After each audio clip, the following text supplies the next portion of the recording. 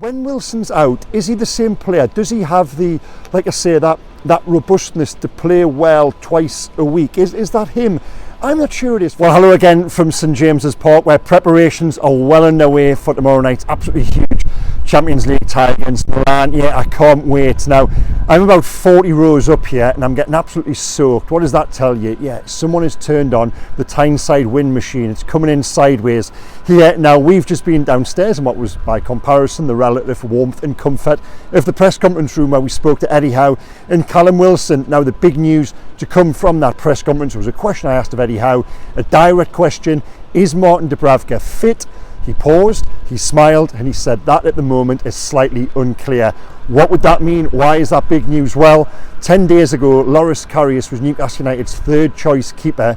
Now, given the injury to Nick Pope and what looks like a problem for Martin Dubravka, he didn't train today. Karius could be thrust into the biggest game in the club's recent history. Bearing in mind, Karius' only other performance for Newcastle was the Carabao Cup final against Manchester United in February. I'm not sure if he's got some sort of big game clause in his contract whereby he only comes in for the huge ones, because this is a huge one. And what would that mean?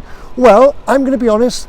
The last couple, Martin Dubravka has come in, and after Nick Pope's injury, I was on radio, TV, in print, everywhere else saying I thought Dubravka was a 1.5. I thought it was unfair to call him a 2. He was arguably one of the best backup goalkeepers in the Premier League. Now, I was basing that a lot on what I'd seen of Martin Dubravka when he was number 1. Now, what we've seen of him as number 2, and then when he's come in the last couple of matches, it hasn't been great, if we're being honest. I don't think he's been necessarily to blame for any of the 7 goals he's conceded, but nonetheless, he's still conceded 7 times. I don't think he's looked particularly sure on crosses. Now, is that a byproduct of the injury we believe he's got in his shoulder or back area? Perhaps it is. Well, if that is the case, isn't it best if Loris Karius does come in for Newcastle? Karius' only game against Manchester United, I thought he did okay in the Carabao Cup final. I saw him in the airport the next day with his partner, had a chat with him, and what a very pleasant man he was. And I said to him at the time, I think you did yourself proud. I also saw him out in Saudi Arabia. Don't underestimate the Diriyah Cup, the Diriyah Season Cup. This time last year, and again, the game of football he played out there, he was very good. So, is it the end of the world for Newcastle? Well, no, it's not, and this is the point I want to go on to, because it's almost as if here at St James's the injuries have become a strength. The point of weakness has become a strength, in that there is a newfound resolve, and us against them meant I'm interfering with a fellow broadcaster over my shoulder there. I think that's TNT Sports setting up. So this YouTube channel is far more important. They should be getting out of my way. Anyway, the point I want to make is, at home, here at St James's, even amid the run of injuries, it's almost, I use that phrase, it's been an us against them mentality, a real resolve between players and supporters to conjure an extra man. As I say, it's been a strength in many ways. They've almost been energised because of the injuries. Everyone is given, you can hear the wind now, can't you? Really, I'm sorry if this is affecting sound, but it's absolutely filthy inside here. It's almost been as if everyone is wanting to give that little bit extra. They've got a little bit taller, and they've thought, you know what, it's us against everyone else. We're going to prove to the rest of the world that injuries aren't a factor here. If anything, it's like fans and players have said, we come together and we give more. Look at the last 3. They've beaten Manchester United, Chelsea and Arsenal here with pretty much 11 players. At the same time, during that exact same period, they've gone away to Bournemouth, Everton and Tottenham, and have lost all 3. Away from home, for me, they look like an injured team. They look like, I was going to say running on empty, they're crawling on empty at times. They look like a squad with injury problems. Here, they just don't, and that's why going into the game against Milan tomorrow night, and Eddie Howe has called on supporters and players to make it a magical European night. I've been saying this for days, for weeks now, since Paris Saint-Germain. I've got no doubt that back here tomorrow, Newcastle will beat Milan. Now, they'll then have to rely on Paris Saint-Germain not winning in Dortmund. I spoke to 1 or 2 of my colleagues, my friends out in Paris earlier today. In actual fact, they're in Dortmund because they've gone to the bar, which I recommended.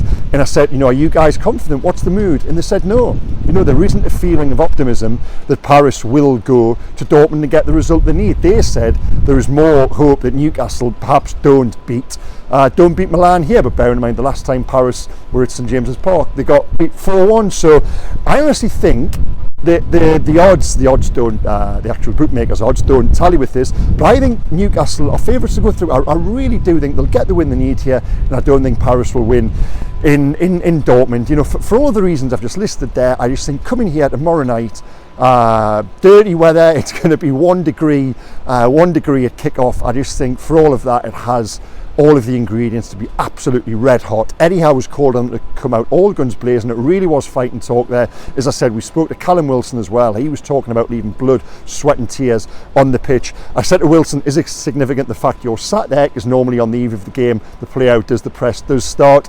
He laughed along, but I think Wilson will start there and Isak will come out. Now I want to make a point about Isak.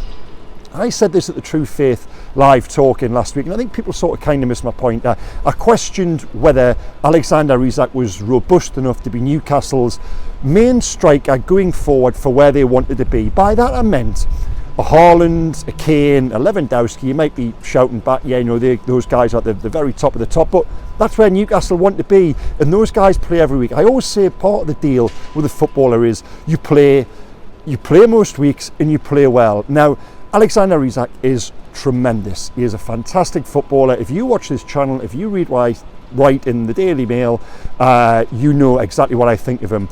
But when Wilson's out, is he the same player? Does he have the, like I say, that robustness to play well twice a week? Is that him? I'm not sure it is. For the last few weeks, he's got a couple of big important goals because he is quality, he's class, he's got pedigree. Yes, but has he been playing well? Has he been doing some of the other dirtier stuff which he normally would do if he was in rotation? I think when he's in rotation with Wilson and they're both fit, I think Isak is a better, more effective player. The question I was raising was, I don't think he's the guy who goes for you twice a week, which if this club go back to the point, get to where they want to be, they're going to be playing twice a week. That's what they want with European football. I think Isak either needs to, I think Isak needs to be in rotation with someone. I just think we've seen the last few weeks his performances haven't quite been there, and I think he probably will come out tomorrow night. That doesn't mean to say he's dropped per se. I just think there's more chance of him making an impact off the bench perhaps, and listen, he deserves a break. You know, the same 10, 11 players they have gone for so long now, and they've gone so hard. We saw down at Tottenham on Sunday, every away game feels like a game too far at the moment. Then they come back to Newcastle and we're in this cycle now, and you say, oh, they've responded, you know, they've bounced back again. Well, they haven't. To prove they've bounced back, for me, Newcastle need to go and win one away or do something away from home. Coming back here where you've got the supporters and winning, yes, it's tremendous, it's commendable, bearing in mind you know, where they are in terms of fitness and injuries, but to truly bounce back, they had to bounce back on Sunday, if you know what I mean. Does that mean I don't think they've got excuses right now? Well, no, absolutely not. I saw Alan Shearer's comments on his podcast about you can't understand how modern players complain of tiredness. Now, I would disagree with that to an extent, because I think that I think the modern game is different. And yes, you know, players previously would operate in Alan's time with the squad of 13, 14 players, and they would want to play every week. Yeah, but I do think the game is changing now. I think it is more intense. I think the numbers back that up in terms of the distance travelled and the intensity of matches, distance travelled during the game. That is, not in terms of away matches. And other teams rotate, so you've got to maintain pace with that. And while they're playing against opponents who are using a bigger pool of players with less minutes in them over a same period of time, Newcastle's on. So I think I think Newcastle have got massive mitigation. As I said before there, it's going to be 1 degree at kick-off. I think it could be even frostier in the boardroom, which is just over our shoulder there through those double doors. It'll be the first time the two hierarchies of Milan and Newcastle have come together since the Sandro Tonali affair. Now, the question, we've asked this a million times now, what did Milan know? I don't think they'll get any answers tomorrow night, will they, in Newcastle? But yeah, I would pay to be a fly on the wall in that room, bearing in mind some of the legal action that still might be rumbling there in the background. But no, Tonali won't be on the pitch. I think part of the frustration, having spoken to people around it, guys, is that Tonali at the moment is actually doing so well in training, and they are so depleted. They're just looking at it, and his absence is felt even harder at the moment. So, nonetheless, as I said, what a night this promises to be. Could be, as Eddie and Callum Wilson have just hinted at there, one of the great European nights. I'm just looking around here now, and you just wonder at the noise and the colour there could be all the flags are in position. I know, you know, the war flags guys have got something planned again, so much to look forward to. Thanks again for watching this video. I'll put the link to my Daily Mail preview in the description below. Loads more coverage to come tomorrow night over the course of the next 24 hours. There'll be a Q&A on the Daily Mail website as well tomorrow afternoon with me talking about Newcastle, looking ahead to the big game. Please keep your eyes out for that. So one last scan, guys, of this place. I was going to say the calm before the storm, but this feels like a storm I'm in right now, bearing in mind the wind and the rain. I hope the sound quality wasn't too bad. Okay, see you again in 24 hours time. Take care. Bye bye.